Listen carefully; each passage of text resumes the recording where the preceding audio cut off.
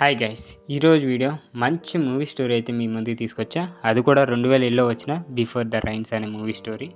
So ఇక మనం ఏమాత్రం లేట్ చేయకుండా కథలోకి అయితే వెళ్ళిపోదాం.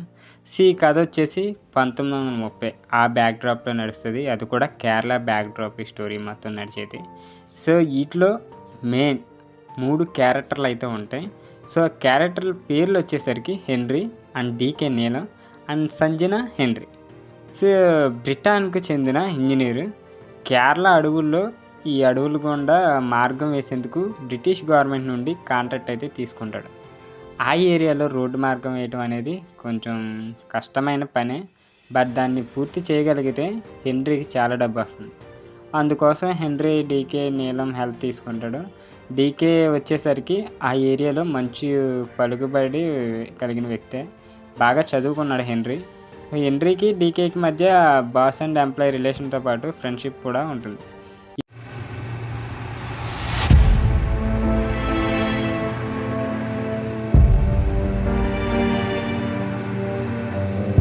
ఈ రోడ్డు పూర్తయ్యాక దీనికి నీ పేరు పెడతానని డీకేకి హెన్రీ చెప్తూ ఉంటాడు. అలాగే హెన్రీ ఇంగ్లాండ్లో తయారైన ఒక పిస్టల్ను డీకేకి గిఫ్ట్గా ఇస్తాడు. సో డీకే దాన్ని చేతికి అందుకోగానే చాలా సంతోషిస్తాడు. ఎందుకంటే అది తనకి చాలా లగ్జీరియస్ గిఫ్ట్గా అనిపిస్తుంది. డీకే ఆ ఏరియాలో కొంతమంది నువ్వు బాగా చదువుకున్న వాడివి, లోకం తెలిసిన వాడివి, నీలాంటి వారు కనుక స్వతంత్ర ఉద్యమంలో పాల్గొంటే చాలామంది నీ వెనక నడుస్తారని చెప్తూ ఉంటారు. సో కానీ డీకేకి దానిపై పెద్దగా ఇంట్రెస్ట్ ఉండదు. సో ఎవరు పరిపాలిస్తే ఏంటేలే, అందరికీ పని దొరికితే చాలు అనుకుంటాడు హెన్రీ. వెనక ఉంటే తన ఫ్యూచర్ బాగుంటుందని అనేదే. అంటే హెన్రీ అనుకుంటేనే తన డీకే ఉద్దేశం కూడా. అందుకే మిగతా విషయాలు పెద్దగా పట్టించుకోడు. హెన్రీకి రోడ్డు పనుల్లో కాకుండా పర్సనల్ విషయంలో కూడా హెల్ప్ చేస్తుంటాడు. సో ఇంకా మిగిలింది సంజన హెన్రీ. ఇంట్లో పని మనిషి. తనకి ఇష్టం లేకుండా ఒకరిని ఇచ్చి పెళ్లి చేస్తారు. సో వాడేమో చీటికి మాటికి తిడుతూ కొడుతూ ఉంటాడు. ఇలా ఉంటే హెన్రీ భార్య కొడుకుని తీసుకొని 2-3 నెలలు ఉండి వచ్చేందుకు ఇంగ్లాండ్కి వెళ్తుంది. సో భార్య దూరంగా వెళ్ళి ఒంటరిగా ఉన్న గ్యాప్లో హెన్రీ గాలి సంజన వైపు ఇస్తుంది. సంజనను సెంట్రల్ ఏసీ మాదిరి తాగుతాయి. హెన్రీ మంచి రొమాంటిక్ పర్సన్, తీయటి మాటలు చెప్పడంలో సిద్ధహస్తుడు. ఆ బలహీన క్షణాల్లో, ఆ ఒంటరితనంలో నువ్వు ఉంటే నాకు ఇష్టం, నేను నిన్ను ప్రేమిస్తున్నాను, నువ్వు లేకుండా ఉండలేనని తీయటి మాటలు చెప్తాడు. సంజనకేమో హెన్రీ నోటి నుండి వస్తున్న తీయటి మాటలు ఇంకా మధురంగా అనిపిస్తాయి. సో ఇంట్లో చూస్తూనే ఉండి ఇష్టం లేని మోటమొగుడు, ఎక్కడేమో తెల్లదొర ఆటోమేటిక్గా తన సిచ్యువేషన్ హెన్రీకి అట్రాక్ట్ అయ్యేలా చేస్తుంది. అలా ఇద్దరి మధ్య ఫైర్ స్టార్ట్ అవుతుంది. అది కాస్త ఇంట్లో ఎవరు లేకపోవడంతో ఇద్దరు మధ్య రొమాన్స్ అంతరాయం లేని నిరంతర కార్యక్రమంలో సాగుతూనే ఉంటుంది. సో గ్యాప్ దొరికితే హెన్రీ అదే పనులు అయితే ఉంటాడు. ఇక డీకేకి సంజనకు హెన్రీకి మధ్య ఏం నడుస్తుందో అర్థమవుతుంది. సో గ్రామాల్లో కట్టుబాట్లు ఆచారాలు ఎంత స్ట్రిక్ట్గా ఉంటాయో హెన్రీకి అవగాహన లేదు.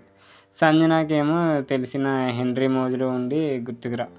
కానీ డీకేకి అర్థమవుతుంది. సో ఈ వ్యవహారం పెద్ద రచ్చ కాబోతుంది అని. అన్నీ తెలిసిన వారిద్దరి మధ్య ఉన్న వ్యవహారాన్ని ఆపకుండా మనకెందుకులా అన్నట్టు మౌనంగా ఉండిపోతాడు.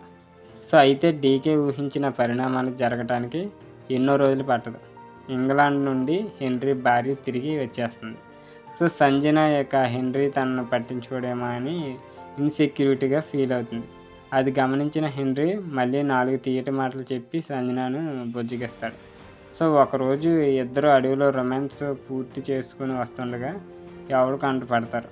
అయితే వాడికి సంజనతో ఉన్న వ్యక్తి ఎవరో అర్థం కాదు. ఈ విషయం సంజన భర్తకు చేరుతుంది. సో అసలే పెళ్ళాన్ని ఊరికే హింసించేవాడు. ఇక ఈ విషయం తెలిస్తే ఊరుకుంటాడా చెప్పండి. ఎవరితో తిరుగుతున్నావే అంటూ చెప్పమంటూ దారుణంగా కొడతాడు. కానీ సంజన పేరు బయట పెట్టకుండా ఎలాగో అలాగా భర్త నుండి తప్పించుకొని హెన్రీ వద్దకు చేరుకుంటుంది. గాయాలతో ఉన్న సంజనను హెన్రీ ఎవరికి అనుమానం రాకుండా డీకే ఇంటికి తీసుకెళ్తాడు. సో డీకే ఈ అక్రమ సంబంధం విషయం పంచాయతీకి వెళ్తే పరిణామాలు ఎంత తీవ్రంగా ఉంటాయో హెన్రీకి చెప్తాడు.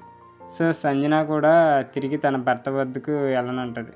హెన్రీ ఏం పర్లేదు, నీకేం జరగకుండా నేను చూసుకుంటానని సంజనను ఈ ధైర్యం చెప్తాడు. సో ధైర్యం చెప్పి, కానీ హెన్రీ మాత్రం ఈ విషయం ఎంత కాంప్లికేటెడ్ అవుతుందని ఊహించలేదు.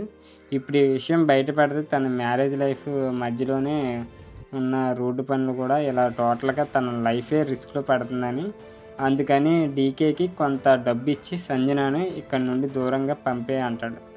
సో డీకే హెన్రీ చెప్పినట్టుగానే సంజనాను తీసుకుని వెళ్ళి ఒక బోట్ ఎక్కిస్తాడు. సంజన హెన్రీ ఎప్పుడు వస్తాడని అడుగుతుంది. సో డీకే హెన్రీ ఇచ్చిన డబ్బును సంజన చేతిలో పెట్టి ఇక హెన్రీ నిన్ను కలవడం అంటాడు. సో సంజన డీకే మాటలు నమ్మదు. హెన్రీ తనను ప్రేమిస్తున్నాడు అని చెప్తుంది.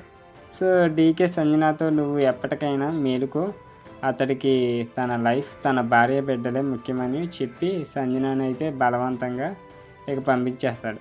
అయితే సంజన వెళ్ళినట్టే వెళ్ళి ఆ రాత్రి మళ్ళీ తిరిగి వచ్చేస్తుంది. సో డీకేతో నువ్వు నాకు అబద్ధం చెప్పి పంపావు అని వాదిస్తుంది. ఇంతలో హెన్రీ అక్కడికి వస్తాడు. సంజన హెన్రీని అడుగుతుంది, నువ్వు నన్ను ప్రేమించావా లేదా నన్ను అని హెన్రీని అడిగి సంజన ఫీలింగ్స్ ఉంటాయి. బట్ ప్రేమించడం లేదని చెప్తేనే తను ఇక్కడ నుండి వెళ్ళిపోతుంది, గొడవ తీరిపోతుందని, నేను నిన్ను ప్రేమించడం లేదని చెప్తాడు. సో అది వినగానే ఇక సంజన నోటి నుండి ఒక్క మాట కూడా బయటికి రాదు.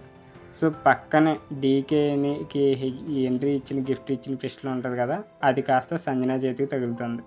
సో వెంటనే సంజన దాన్ని తీసుకొని తన గుండెలకు గురిపెట్టుకొని కాల్చుకొని చనిపోతుంది. సో రెప్పపాటిలో జరిగిన హఠాత్ పరిణామానికి అందుకే హెన్రీ ఇద్దరు షాక్ అయిపోతారు. సో ఎవరికంటైనా పడితే విషయం బయటికి పడుతుందేమోనని హెన్రీ సంజన బాడీని రాళ్లతో సహా గుడ్డలో పెట్టి నదిలో పడేస్తాడు. ఇలాంటిది ఏదో ముందే జరుగుతుందని ఊహించిన ఆపలేకపోయానని గిల్టీతో డీకే అంతి చూస్తానని ఉండిపోతాడు. సో హెన్రీ ఏమో ఇది జరిగేదేదో జరిగిపోయిందని రోడ్డు పనుల్లో పడిపోతాడు. సో సంజన కుటుంబ సభ్యులేమో సంజన కనిపించట్లేదని అంతా వెతుకుతూ ఉంటారు. సో ఊళ్ళో సంజన మిస్ అయ్యిందనే విషయం పెద్ద గోల అవుతుంది. సో కొన్ని రోజుల తర్వాత సంజన బాడీ నీటిలో తేలుతూ కనబడుతుంది. ఇక పోలీస్ ఇన్వెస్టిగేషన్లో బాడీలో ఇంగ్లీష్ పిస్టల్ నుండి వచ్చిన బుల్లెట్ బయటపడుతుంది. సో ఆ పిస్టల్ హెన్రీ డీకేకు గిఫ్ట్గా ఇచ్చాడు కదా, అది హైయర్ అఫీషియల్స్కి తెలుస్తుంది. హెన్రీని పిలిపించి ఊళ్ళో ఈ సంఘటన పెద్ద దుమారం లేపింది. సో చనిపోయింది నీ ఇంట్లో పని మనిషి, దీని వెనక నువ్వున్నా లేకున్నా మౌనంగా ఉండిపో అని పోలీసుల నేరాన్ని డీకే మీద వేసేస్తారు. సో అప్పుడు మనకేం సంబంధం లేకుండా విషయాన్ని ఊళ్ళో వాళ్ళ మధ్య వాళ్ళే తెచ్చుకుంటారు అంటాడు. అది విని హెన్రీ కూడా తన వల్ల డీకే ఇరుక్కున్నాడనే బాధ కలుగుతుంది. సో అయినా స్పెషల్గా ఆలోచించి ఏం మాట్లాడకుండా ఇక చెప్పినట్టుగానే సైలెంట్గా ఉండిపోతాడు. సంజన మిస్ అయింది అన్నప్పటి నుండి హెన్రీ భార్య జరిగిందంతా గమనిస్తూ ఉంటుంది. సో చివరికి తనకు అనిపిస్తుంది సంజన చనిపోవడానికి తన భర్తకు ఏదో సంబంధం ఉందని హెన్రీని అడుగుతుంది. సో హెన్రీ కూడా ఇక నిజాన్ని దాచలేకపోతాడు. తనకు సంజనకు మధ్య జరిగిందంతా చెప్పేస్తాడు. సో అది వినగానే హెన్రీ చెంప మీద చెల్లు అనిపిస్తుంది. నెక్స్ట్ మార్నింగ్ హెన్రీని వదిలేసి తన కొడుకుని తీసుకుని ఇంగ్లాండ్కి అయితే వెళ్ళిపోతుంది.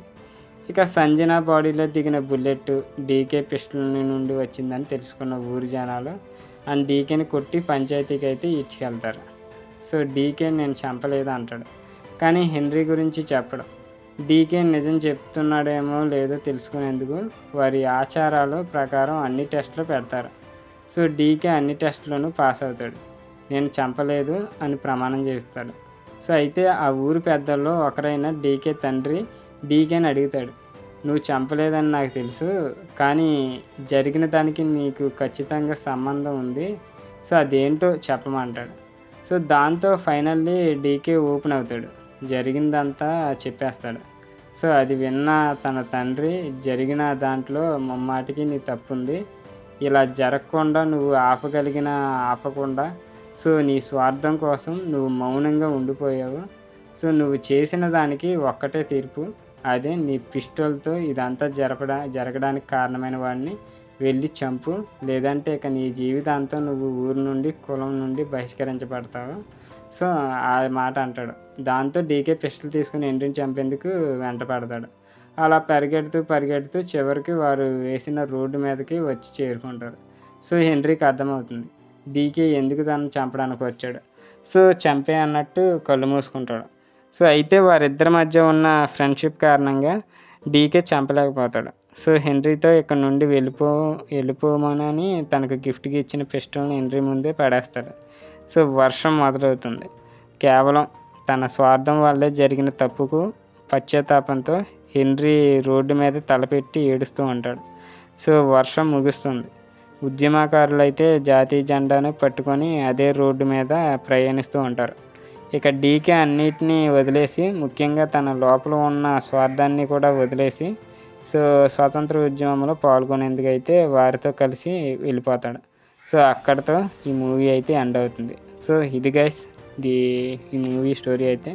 మీకు ఎలా అనిపించింది ఈ మూవీ స్టోరీ కింద కామెంట్ రూపంలో తెలియజేయండి. వీడియో నచ్చితే తప్పకుండా లైక్ చేయండి. ఇలాంటి ఇంట్రెస్టింగ్ మూవీ స్టోరీస్ కోసం మన ఛానల్ తప్పకుండా సబ్స్క్రైబ్ అయితే చేసుకోండి.